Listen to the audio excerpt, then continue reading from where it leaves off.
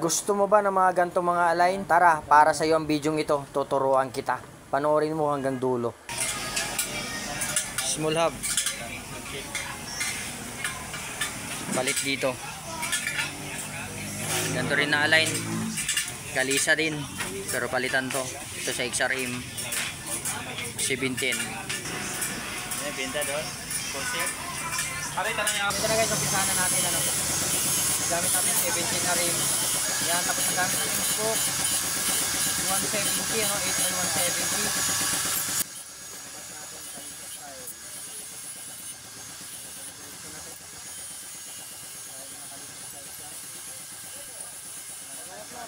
170. Ito guys, magbo-voice over na lang ako kasi sobrang ingay.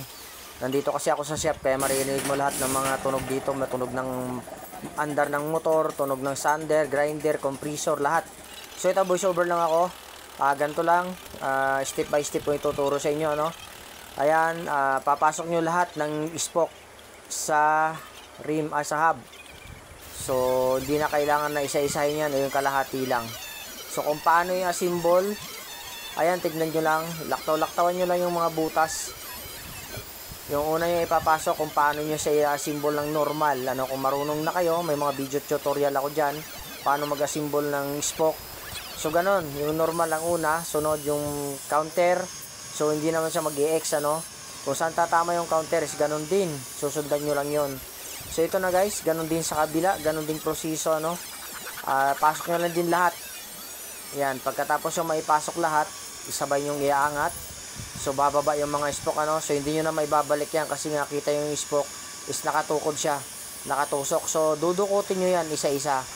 Yan, dukutin nyo isa-isa, tapos ano nyo lang siya, tawag doon, isabit nyo lang sa naunan yung spoke na ina-symbol. Yan, pagka naubos nyo nang ilagay yan, yan, pwede na ninyong ibaba yung hub, ano, at i-assemble ng buo. So i-arrange nyo lang siya, itatapat nyo lang siya kung saan siyang butas na tatama, saan yung tatamaan niyang butas.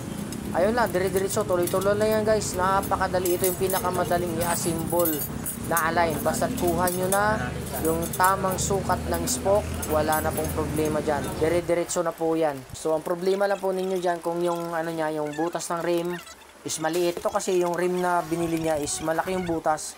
Kaya pabor para sa akin, ano, napakadaling ipasok. Kaya kita nyo naman, di ko na binivend yung spoke. Hindi kagaya ng ibang tutorial ko dyan, kailangan pang i-bend yung spoke, ano. Kahit tayong-tayo yan, i-bend mo talaga. So ito guys, konting ano na rin, no, idea kung paano mag-align. So andito na tayo na part. So salamat at nakarating ka hanggang dito, ano. So kung saan man nakaabot ang video ito, so mag-comment ka kung saan ka nanonood sa ngayon. At ano pa ba ang dapat kung baguhin, ano. Kung may babaguhin pa man ako or may request kayo na dapat kong gawin, so pwede nyo i-comment sa comment section natin. Dito tayo sa talbog niya.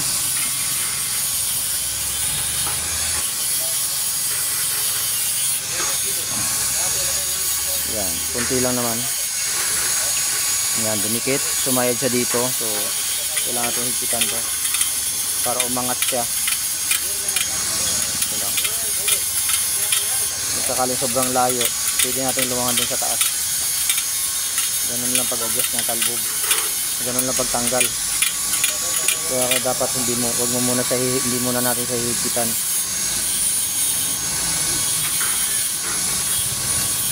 So ito tayo.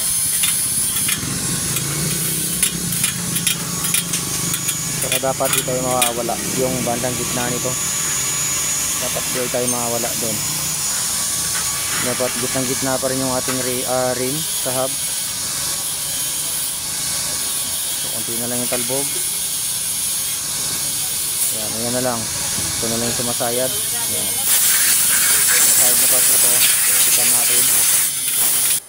Pag gusto pa pala natin mawala yung talbog, ano, sabay natin hihigpitan niya yung kabila at saka yung dito sa bandang part ng kamay ko, ano, para umangat po yung rim. Para po lumayo siya dyan sa ating guide. Ayan, dumikit siya dito. So hilahin lang dito sa kabila. Hatak lang tong kabilang part. Nakitan lang.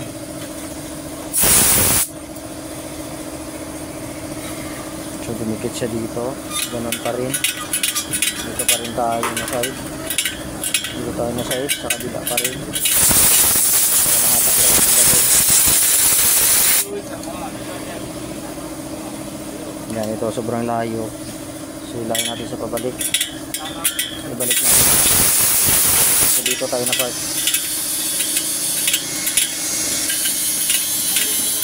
Yung dito na part ang hihigpitan para mahatak. Ito naman pag sobrang higpit na po hindi nyo na siya halos mahigpitan, hindi nyo na mahatak, huwag nyo na ipilit. Baka may posibilidad na babasag po yung hub. So ang gagawin lang natin dito, luwangan lang po yung kabilang part. Yan, yung kabilang part na na mahirap ibawiin. So luwangan lang po 'yon para tapos higpitan yung kabilang part para mahatak siya. Ganun lang 'yon. Kabilaan lang 'yon. Pag sa kabilaan naman sumobra, luwangan nyo naman yung dito na part, yung mas malapit sa kamay nyo, yung pabor sa kamay. Tapos higpitan nyo sa kabilang part. Ganun na po yung pag-align. So may mga tutorial ako dyan, inuulit ko. Pwede nyo po yung panoorin. So ito inuulit ko lang para naman sa mga hindi pa po nakapanood ng aking video. At ito nga, malapit na tayo sa pinaka-exciting na part, malapit na matapos. Malapit na natin makita yung talagang itsura nito, yung resulta, Talagang napakaganda nito, guys. Ang ganda talaga tingnan. Lalo na yung rim is makintab, talagang bagay na bagay po sa kahit anong kulay ng motor. Mapapula man ang motor natin, blue, ano pa ba yan? Itim, bagay na bagay po itong silver. So wala po itong pinipiling kulay na dapat ay doon siya, Kahit anong kulay po, kahit yellow, ganyan. Bagay na bagay po itong rim na to. So ayun guys, malapit na talaga. So unahan ko na kayo, magpapasalamat na ako kasi 1 minuto na lang natitira.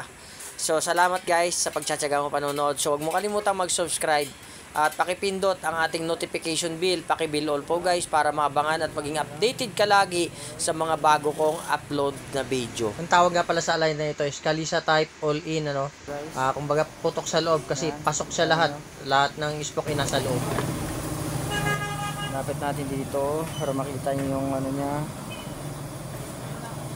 Align niya talaga. Ayan siya. Oh. So use na to use na tong rim. So kita niyo naman kanina tinanggal lang to, nakakabit to.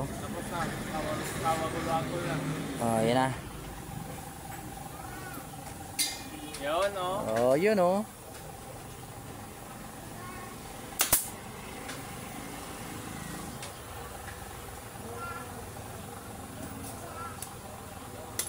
Lego. Shout out. Shout out. Wash out. What's